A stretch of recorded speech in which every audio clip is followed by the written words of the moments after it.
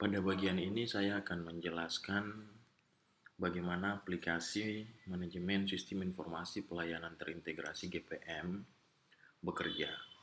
Yang pertama kita masuk pada situs kita dengan ketik di bagian URL di atas itu Sinode GPM.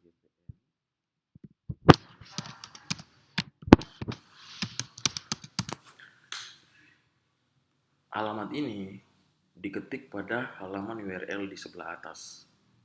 Ini hanya diberikan contoh saja cara penulisan seperti ini, tetapi bukan di sini tempat penulisannya. Selanjutnya kita akan dibawa ke dialog box seperti ini, ke kolom seperti ini.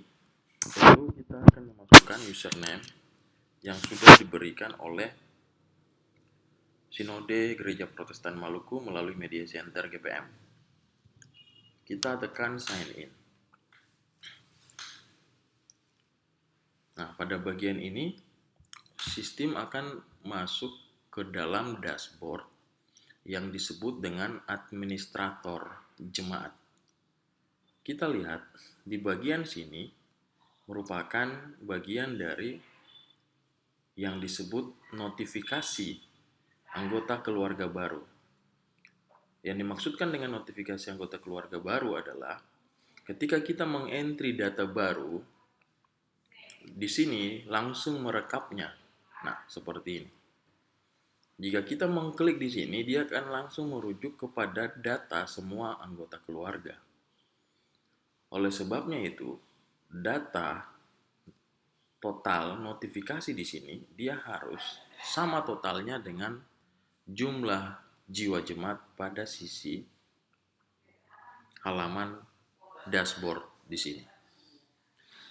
Nah, pertama-tama saya akan menjelaskan fungsi-fungsi dari fitur-fiturnya ini. Untuk modul berita, ini berfungsi untuk membuat berita.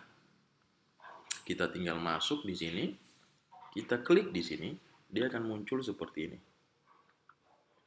Selanjutnya, kita mengklik tambahkan data. Pada halaman yang sudah terbuka seperti ini, kita masukkan judul berita. Masukkan judul berita. Masukkan link video yang sudah diupload di YouTube. Kalau tidak ada, tidak usah. Dilanjutkan dengan memilih kategori berdasarkan kualifikasi klasis setempat. Setelah itu, masukkan beritanya di sini, diatur space-nya, diatur jaraknya, diatur di sini. Nah, kemudian pilih salah satu foto di sini, ya. Kita nanti pilih di dalam file kita. Setelah itu, masukkan keterangan foto. Kemudian kita pilih tanggal postingnya kapan. Kalau sudah, langsung klik tambahkan. Nah, setelah klik tambahkan, pemberitaan itu langsung sudah tertambah di website utama sinodegpm.org. Nah, tetapi statusnya itu belum langsung terpublish karena nanti dibaca lagi oleh Media Center GPM, disadur lagi, diedit lagi, untuk layak dipublish baru dipublish. Nah, selanjutnya di sini ada fitur cari data jemaat. Nah, fitur cari data jemaat ini dia berfungsi untuk mencari data di seluruh GPM. Jadi kalau misalnya kita mau mencari data double, data ganda tentang keanggotaan jemaat kita, carinya di sini. Lalu kita cari berdasarkan nama anggota jemaat. Misalnya, kita mengetik dengan kata kunci Andre. Saat kita mengklik cari, dia akan mencari seluruh Andre yang ada di GPM. Gitu. Nah, nanti kita klik tanda pesawat ini untuk melihat datanya secara detail. Bagian ini hanya bisa dilihat oleh admin jemaat. Modul cari data jemaat ini dibuat untuk melihat data jemaat secara akurat dari sisi keanggotaan. Kalau misalnya ada double, itu menjadi rujukan sehingga kita dapat membuat keputusan kepada anggota jemaat tersebut harusnya dia masuk di jemaat yang mana yang sebenarnya. Pertanyaan itu akan dikembalikan ke anggota jemaat tersebut bersama dengan kehidupan keluarganya. Itu yang pertama. Yang kedua, pada bagian ini kita akan mengecek juga anggota jemaat kita yang misalnya mau nikah lintas klasis atau lintas jemaat. Kita akan mengecek apakah betul informasi yang diberikan kepada jemaat yang dia datangi untuk menikah itu sesuai dengan fakta realnya. Artinya kita hanya mencegah jangan sampai statusnya sudah pernah menikah dan kembali lagi mau menikah tanpa belum bercerai di jemaat yang lain. Seperti itu. Nah, fungsinya di sini kita bisa melihat status nikahnya nanti di fitur cari data jemaat. Oke, kita kembali ke bagaimana proses mengentry data jemaat. Nah, kita masuk kepada proses mengentry data jemaat. Prosesnya, pertama-tama kita mengklik di data anggota keluarga, kemudian kita mengklik unit. Nah, kita mengklik unit seperti itu, kalau sudah terbuka seperti itu, kita lalu akan mengklik tambahkan data. Jadi prinsipnya, kita harus mengetik nama sektor itu konsisten seperti ini. Dari nomor 1 sampai 10 ditulis Eden yang konsisten. Satu kodifikasi ini, misalnya nomor urut 1. Satu kodifikasi ini dia berfungsi untuk mengentry data satu rumah tangga dengan satu kodifikasi ini. Jadi nanti data ayah masuk di sini sebagai kepala keluarga, data ibu masuk juga di kodifikasi ini, data anak masuk di kodifikasi ini, data orang tua, keluarga lain yang tinggal serumah masuk sama-sama di satu kodifikasi ini. Jadi untuk satu kodifikasi ini dia berlaku untuk satu rumah tangga. Bukan kita membuat satu kodifikasi buat untuk ayah. Buat lagi satu kodifikasi yang sama untuk ibu, bukan. Caranya tidak seperti itu. Lalu kita klik tambahkan data. Nah, nanti di sini kita masukkan misalnya sektor Eden, unit Tiberias.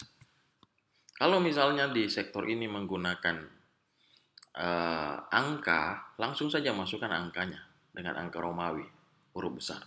Begitu juga unit, kalau misalnya unit 01 ya masukkan saja dengan 01 langsung tanpa menulis unit lagi. Misalnya seperti ini, disesuaikan. Misalnya Tiberias, kita kembali. Nah, nomor urut rumah 01, nomor kepala keluarga 01, alamat nanti disesuaikan saja. Lalu kita klik tambahkan. Nah, kita mengetik nama sektor Eden, nama unit Tiberias, nomor urut rumah 01, nomor kepala keluarga 01. Ini mau menjelaskan bahwa di nomor urut rumah 01, nomor kepala keluarga 01 merupakan keluarga pertama di nomor urut rumah 01. Nah, kadang kan di dalam satu rumah ada lebih dari satu rumah tangga. Kalau misalnya kita mau membuat lagi kodifikasi untuk rumah tangga yang berikut, kita buat lagi. Klik data anggota keluarga, kita klik unit nanti masuk seperti yang tadi, kita ketik nama sektor yang sama karena masih di sektor yang sama, nama unit yang sama karena masih di unit yang sama, nomor urut rumah yang sama 01, nomor kepala keluarga jadi 002. Nah, kita tambahkan lagi. Nah, kalau misalnya di dalam satu rumah ini ada 3 rumah tangga, kita masuk ulang lagi di sini, kita klik unit, muncul seperti ini, kita ketik lagi nama sektor yang sama, nama unit yang sama, nomor urut rumah tetap 01, nomor kepala keluarga 03, alamat disamakan, tambahkan. Nah, ini mau katakan bahwa di nomor urut rumah 01, ini adalah kepala keluarga ketiga yang tinggal satu rumah dengan keluarga 02, keluarga 01. Di nomor urut rumah yang sama, 01. Jadi prinsipnya adalah nomor urut rumah itu berlanjut. Misalnya di satu sektor, di satu unit itu ada 29 rumah. Nah, itu berarti nomor urut rumahnya 01, 02, 03 sampai angka ke-29. Nah, nanti masuk ke unit yang baru mulai lagi dengan 01. Nomor urut rumahnya berlanjut, nomor kepala keluarganya berlanjut sesuai dengan total rumah tangga di dalam rumah itu. Nah, sekarang kalau misalnya kita masuk ke nomor urut rumah 02, katakanlah ini datanya sudah diselesaikan. Kita masuk ke nomor urut rumah 2, kita masuk lagi sama, klik data anggota keluarga, buka di unit, ketik nama sektor, ketik nama unit, nomor urut rumah berubah jadi 02, nomor kepala keluarga berubah jadi 01. Katakanlah di nomor urut rumah 02 hanya ada satu kepala keluarga. Kita sudah mengentry datanya semua, masuk kepada nomor urut rumah 3. Kita klik lagi di sini data anggota keluarga, klik unit, masuk lagi seperti ini, kita ketik nama sektor yang sama, nama unit yang sama, nomor urut rumah 03, nomor kepala keluarga tetap 01 karena mau menjelaskan ini di nomor urut rumah 03 hanya ada satu kepala keluarga atau ini merupakan keluarga yang pertama. Jadi syarat untuk mengentry data keluarga, kita lebih dulu harus membuat kodifikasi satu rumah tangga. Saran saya, kita bekerja dengan membuat satu kodifikasi dulu, lalu kita menyelesaikan semua data satu rumah dengan satu kodifikasi. Kalau satu rumah itu sudah selesai, data anggota keluarganya sudah di-entry, lalu kita membuat lagi kodifikasi yang baru, lalu kita mengentry lagi data rumah tangga. Begitu selanjutnya. Nah, kalau kodifikasi ini sudah dibuat, kita selanjutnya masuk di data anggota keluarga. Kita klik anggota keluarga.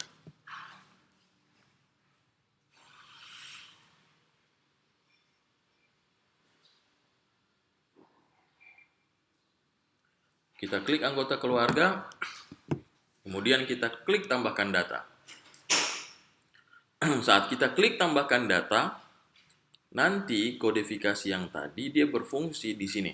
Yang kita sudah buat. Kita nanti pilih nama sektor yang sama, misalnya nama unit yang sama, nomor urut rumah, nomor kepala keluarga. Alamat nanti dia langsung muncul. Nah, kita akan mengentry di sini nama, kalau bisa huruf depannya kecil seperti ini. Huruf belakangnya setiap marga atau setiap nama dimulai dengan huruf balok dan kemudian dilanjutkan dengan huruf kecil. Nah, kalau misalnya kita mau menulis nama istri menggunakan form suami, ya kita bisa saja misalnya nama istri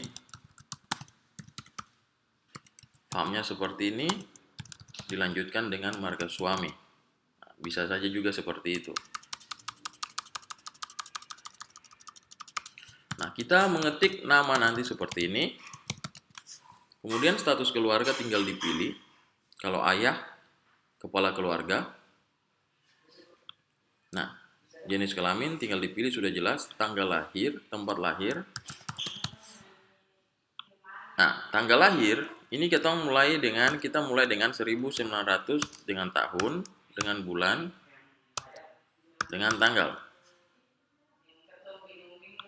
Nah, status domisili di sini mau menjelaskan tentang keanggotaan jemaat kita. Kalau dalam jemaat ini memilih untuk anggota jemaat kita yang tinggal di dalam teritorial dalam jemaat. Sebagai keanggotaan jemaat, dia tinggal di dalam jemaat kita. Kalau yang luar jemaat, itu mau menjelaskan bahwa anggota jemaat statusnya masih menjadi anggota jemaat kita, tapi dia tinggal di luar dari jemaat kita. Secara teritori di luar jemaat, tetapi dari sisi keanggotaan masih terikat menjadi anggota jemaat kita. Jadi prinsipnya, kalau bukan lagi sebagai anggota jemaat, itu berarti dia harus keluar dengan asistasi. Untuk non-GPM itu diperuntukkan untuk warga yang tinggal satu atap dengan warga jemaat GPM. Misalnya suami ada yang Katolik, atau suami ada yang denominasi lain atau istri. Nah, untuk agama lain nanti pilih non-GPM. Nanti pada status sakramentalnya dipilih dengan non-GPM, agama lain. Kemudian non-GPM. Kemudian kalau agama lain, misalnya Katolik, nanti di status sakramentalnya pilih dengan agama lain. Ya, seperti itu. Golongan darah pilih saja. Kalau misalnya tidak tahu, pilih dengan TT. Untuk status keluarga. Nah, pada bagian yang terakhir, keluarga belum menikah. Nah, status keluarga belum menikah di sini diperuntukkan untuk kehidupan keluarga yang sudah tinggal sama-sama, sudah punya anak atau belum punya anak tetapi belum menikah. Pada kehidupan keluarga ini kita tidak boleh menaruh mereka sebagai kepala keluarga atau istri. Karena status mereka belum menikah, belum legal secara negara dan belum legal secara gereja. Artinya harus dulu nikah gereja dan nikah catatan sipil, baru kemudian statusnya diubah menjadi kepala keluarga dan istri. Dengan begitu kita akan nanti dapat melihat angka kejadian dengan kondisi data keluarga belum menikah. Dengan menggunakan sistem ini kita akan mengetahui berapa pasang di jemaat kita atau di klasis kita yang ada di dalam posisi kehidupan keluarga yang belum menikah. Agar angka kejadian ini dapat ditindaklanjuti melalui pendekatan pelayanan pastoral. Supaya kita dapat mengetahui di tahun 2020 misalnya angka kejadiannya sekian pasang, apakah di 2021 dia bertambah atau berkurang atau hilang sama sekali. Nah, saya kira data ini dapat dibaca dengan kekayaan pengetahuan yang komprehensif oleh para pelayan kita. Kemudian tanggal bab pendidikan tinggal dipilih, sudah jelas. Untuk pekerjaan pokok, nah yang belum bekerja ini dimaksudkan untuk anggota jemaat yang masih ada di dalam usia produktif tetapi belum mendapatkan pekerjaan. Yang tidak bekerja itu untuk yang sudah di luar usia produktif tetapi tidak bekerja, pilihnya tidak bekerja. Nah, yang lain ini kita mungkin lihat sudah jelas. Untuk ibu rumah tangga nanti dimasukkan dengan ibu rumah tangga. Untuk anak bayi atau untuk anak yang tidak sekolah sama sekali, itu masukkan dengan pilihan di sini tidak ada.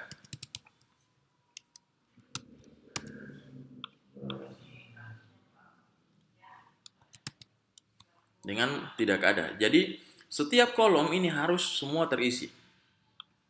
Kalau misalnya dia adalah pelajar, di sini pendidikannya SMP, maka pekerjaan pokoknya itu pelajar. Kalau dia mahasiswa, maka pekerjaan pokoknya itu adalah mahasiswa. Kalau dia anak bayi atau dia belum sekolah, tidak sekolah sama sekali, maka pilihannya adalah tidak ada, bukan tidak bekerja. Pada pekerjaan tambahan kalau tidak ada, pilihannya itu tidak ada. Status sakramental tinggal disesuaikan. Tanggal baptis, tanggal sidi, kalau misalnya belum ingat atau belum mampu untuk mengisinya, kosongkan saja, tidak perlu mengklik, kosongkan saja, nanti sistem akan menyetak dengan angka 0000 secara signifikan. Kemudian status sosial tinggal dipilih sesuai yang ada. Kalau tidak ada, pilih tidak ada. Disabilitas juga seperti itu, tinggal dipilih. Kalau tidak ada, pilih tidak disabilitas. Status pelayanan gerejawi juga tinggal dipilih, bisa dipilih lebih dari satu. Nah, kalau tidak ada, di sini kita pilih sebagai anggota jemaat. Begitu penghasilan bulanan, kita sesuaikan. Nah, untuk ibu rumah tangga, dipilih dengan tidak ada. Untuk ibu rumah tangga. Untuk pelajar, dipilih dengan pelajar, dan lain-lain. Nah, ibu rumah tangga nanti ikutnya dengan penghasilan dan pengeluaran ikutnya dengan suami. Untuk sektor perkebunan tinggal dipilih saja seperti ini. Pada bagian ini nanti dikasih strap saja. Totalnya, sistemnya sementara didesain untuk melakukan total seperti database yang diminta Renstra. Jadi kali ini dia masih bersifat akumulatif per jumlah. Sektor peternakan juga seperti ini. Kalau tidak ada kita akan masukkan sebagai tidak memiliki. Di sini tetap harus ditaruh strap. Ini juga kalau tidak ada, kita taruh sebagai tidak memiliki. Di sini juga kita taruh sebagai tidak memiliki kalau tidak ada. Kalau ada, kita pilih. Di sini tetap strap, di sini strap. Nah, untuk sektor real wirausaha, kita tinggal pilih saja. Kalau tidak ada, tulis tidak memiliki. Nah, untuk status hunian tempat tinggal, hal ini diperuntukkan untuk yang bisa mengentry status tanah bangunan sampai kondisi rumah hanya yang berstatus rumah sendiri. Yang dimaksudkan dengan rumah sendiri adalah secara hukum dia punya rumah itu dari sisi kepemilikan. Misalnya rumah itu diberi nama atas nama, aset itu atas nama istri. Istri akan mengentry dengan rumah sendiri, suami akan mengentry dengan rumah istri. Begitu sebaliknya. Orang kalau misalnya rumah itu anak punya, anak akan mengentry dengan rumah sendiri. Anak akan mengentry dengan rumah sendiri. Orang tua akan mengentry dengan rumah anak. Seperti itu. Jadi kalau misalnya pilih rumah sendiri, kita berhak mengentry semua ini. Kalau misalnya kita bukan punya rumah sendiri, kita tinggal di rumah orang tua, nanti orang tua mengentry dengan rumah sendiri, kita mengentry dengan rumah orang tua, dengan sendirinya dia sudah terblok. Lalu pada sisi alat komunikasi tinggal dipilih, kalau tidak ada pilih tidak memiliki. Kalau ada misalnya radio SSB, satu saja di dalam rumah, ini bukan berarti nanti ayah mengisinya, ibu mengisinya, semua anggota keluarga mengisinya, tidak. Ini hanya dipilih untuk satu orang saja. Ini soal kepemilikan, dia yang memiliki. Begitu juga dengan smartphone. Kalau misalnya di sini tidak ada, pilih dengan tidak memiliki. Begitu juga dengan yang ini. Kalau misalnya dia pakai handphone biasa, dia pakai Android, kita langsung pilih bisa lebih dari satu. Tapi kalau tidak ada, pilih dengan tidak memiliki. Kepemilikan alat elektronik juga seperti itu. Kalau misalnya TV-TV keluarga, hal-hal yang bersifat kepemilikan bersama itu hanya di-entry oleh kepala keluarga. Yang lainnya tidak usah. Untuk kepemilikan WiFi, kalau misalnya pakai WiFi di dalam satu rumah itu pakai WiFi, dalam kepemilikan hanya ada satu jenis, ya kepala keluarga saja yang mengentrynya. Kemudian untuk kepemilikan paket data, kita mengentry sesuai dengan kepemilikan paket data. Kalau kita pakai paket data, kita centang. Kalau tidak, ya kita tidak usah centang. Begitu juga dengan kepemilikan WiFi. Nah, yang terakhir, unggah foto. Jadi aplikasi ini kita rancang untuk setiap anggota jemaat harus mengunggah fotonya di sini. Nanti kita tinggal pilih foto saja di sini, ya, disesuaikan, lalu klik tambahkan. Nah, kalau misalnya foto belum ada, tidak masalah, kita bisa langsung tambahkan saja, sambil nanti kita melakukan proses yang lebih lanjut. Kalau sudah ada foto, baru kemudian nanti kita edit, baru kita update.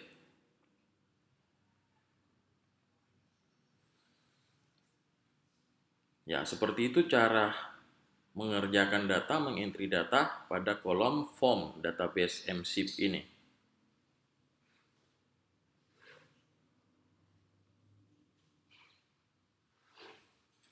Nah, sekarang kalau sudah klik tambahkan, katakanlah itu data ayah, sekarang mau tambah data ibu, kita klik lagi di sini, anggota keluarga.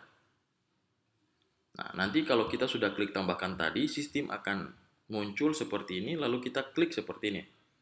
Tambahkan data. Kita klik ulang lagi. Kita pilih kodifikasi yang sama yang sudah ayah masukkan tadi.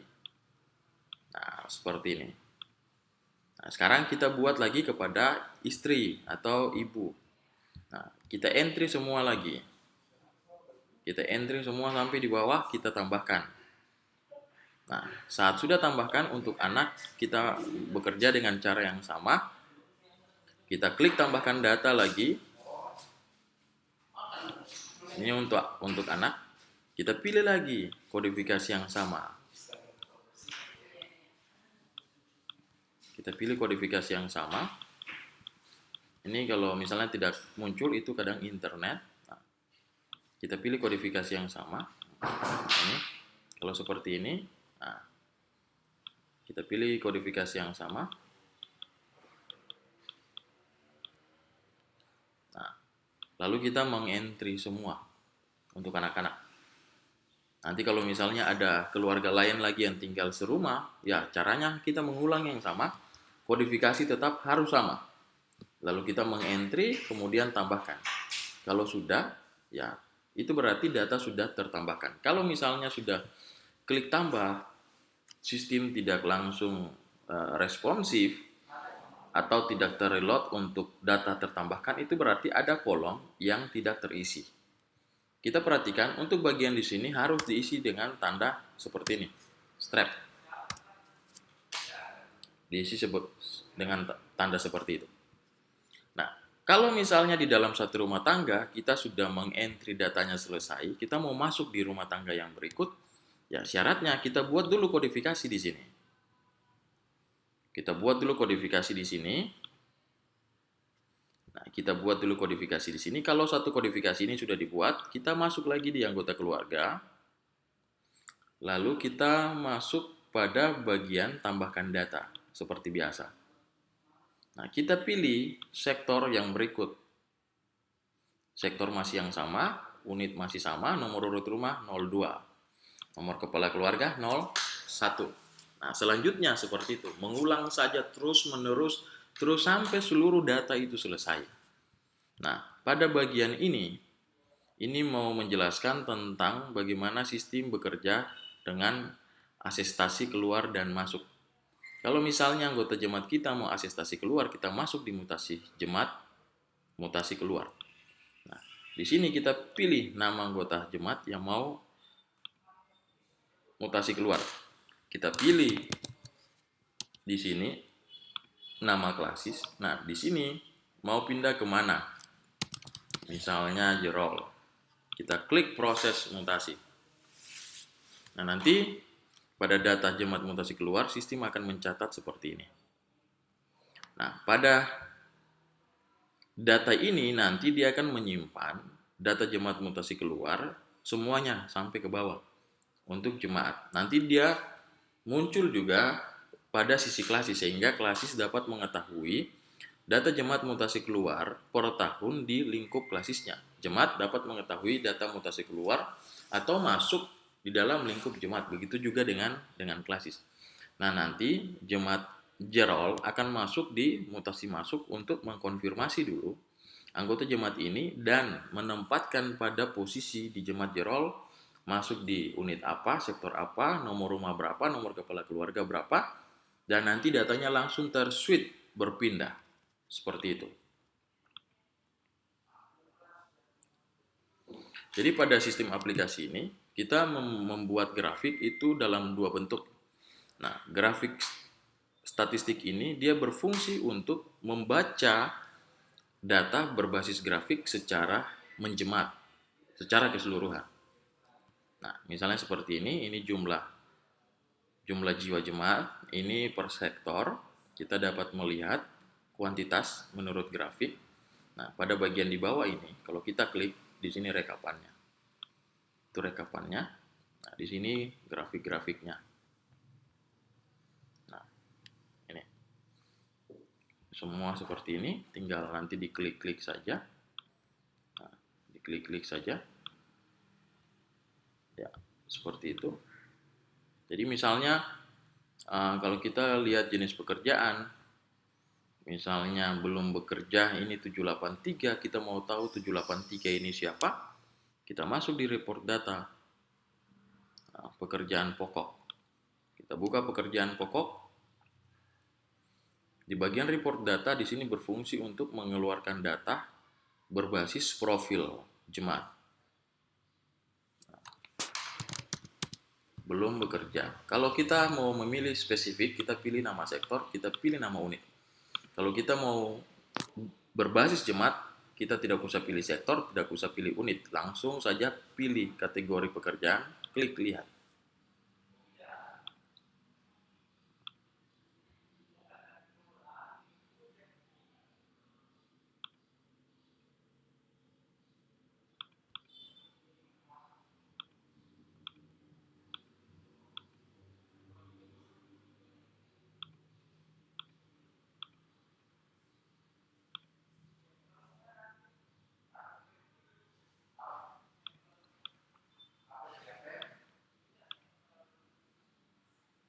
Nah, misalnya seperti ini, TNI.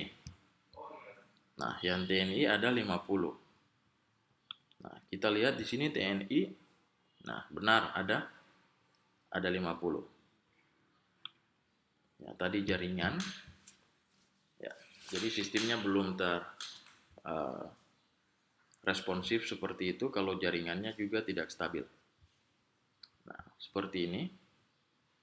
Jadi di bagian report itu dia berfungsi untuk mengeluarkan data sesuai dengan profil anggota jemaat.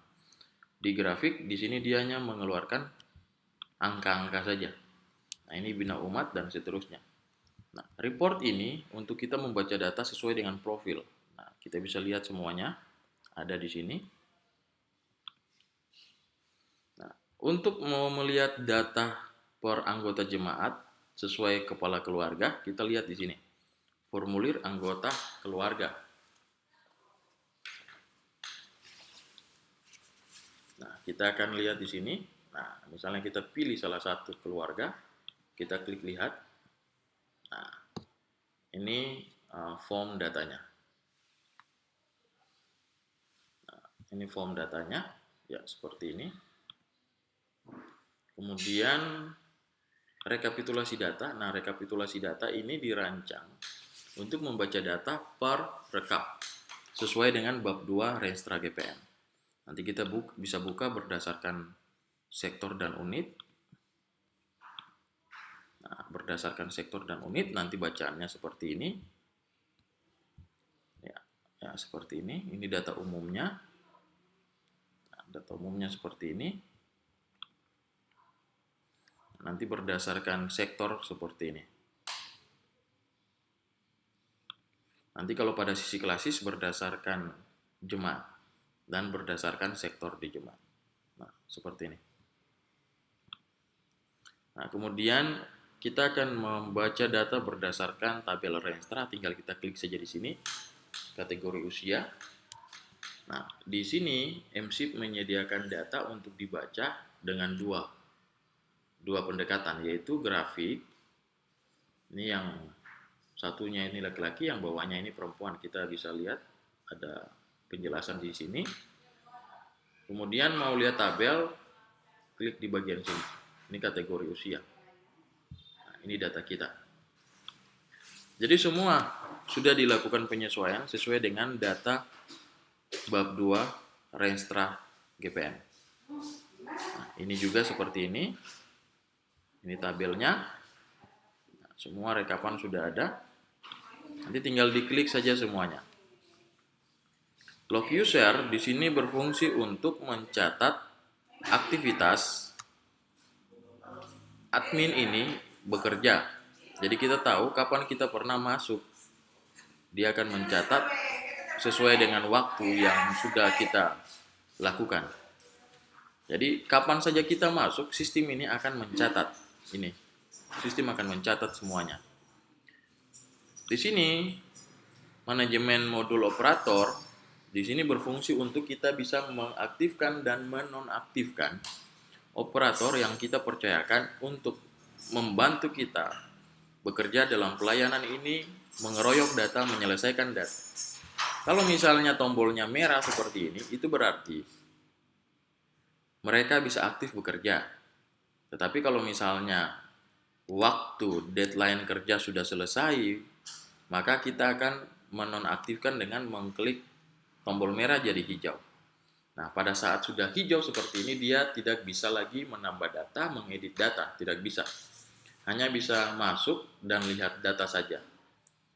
Nah, nanti kalau misalnya kita mau mengaktifkan lagi, kita klik ini, lalu muncul lagi tombol seperti ini. Nah, itu berarti dia sudah bisa aktif, operator sudah bisa aktif mengerjakan data. Seperti itu. Nah, untuk mengubah password, masuk di edit profil. Nah, kita masukkan password baru. Nanti di sini ini mengetik nama jemaat. Kalau ada yang keliru tinggal diubah saja. Emailnya dimasukkan email jemaat, nomor teleponnya juga, foto bisa diganti. Lalu klik update. Jadi prinsipnya kalau misalnya kita bekerja dengan data, dengan sistem ini kita ada menulis nama sektor yang keliru, nanti kita bisa edit di yang hijau, hapus yang merah. Kita bisa klik di sini, kita bisa edit. Kalau sudah diedit, klik update. Begitu juga dengan data anggota keluarga. Kalau misalnya kita ada di dalam proses pengentrian, ada yang keliru, ataupun kita mau mengupdate data anggota jemaat itu, kita langsung bisa klik yang tengah untuk edit. Nah, kita bisa melakukan perubahan, nanti sampai di bawah kita klik update. Nah, seperti itu.